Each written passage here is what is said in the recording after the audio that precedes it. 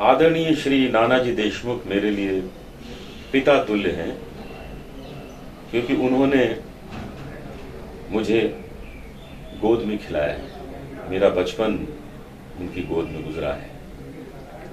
मैं 7-8 साल की उम्र का था। लखनऊ में मैं उनको मिलता था।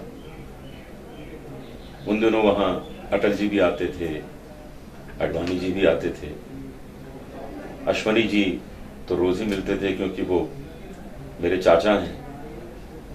कुछ ही लोगों को पता होगा कि उनका नाम अश्वनी कुमार जलोटा है, वो लिखते नहीं हैं, तो वो तो मेरे चाचा हैं। तो हमारा बचपन उनके साथ गुजरा। और नाना जी मुझे सुबह ले जाते थे शाखा में, और वहां पर मैं जाकर वंदे मातरम गाता था। मुझे आज भी याद है कि वंदे मातरम गाना और उनकी उपस्थिति में गाना, उसमें वाइब्रेशन कुछ और होता था, एनर्जी कुछ और होती थी।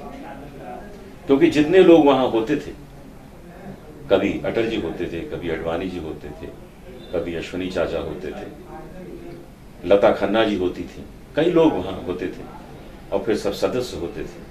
और उनके सामने गाने का अर्थ है कि जो उनके वाइब्रेशन है वो भी मेरे गाने में उतरते थे। तो मैंने हमेशा उनका आशीर्वाद प्राप्त किया है। आज भी उनका हंसमुख चेहरा नाना जी का जब याद आता है तो हमारे अंदर एक नई जागृति उत्पन्न हो जाती है।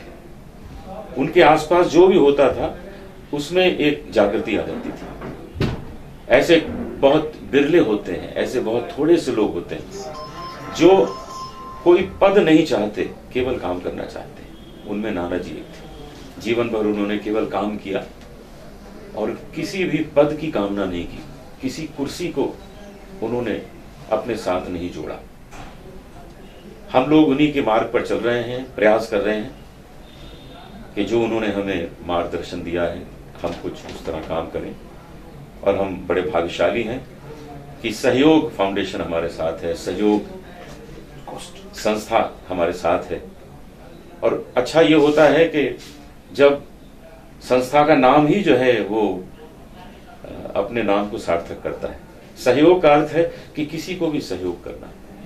सहयोग कभी लिमिटेड शब्द नहीं हो सकता, इसमें कोई सीमा रेखा नहीं होती कि सहयोग 50% हो या सहयोग 20% हो, ऐसा तो नाम है।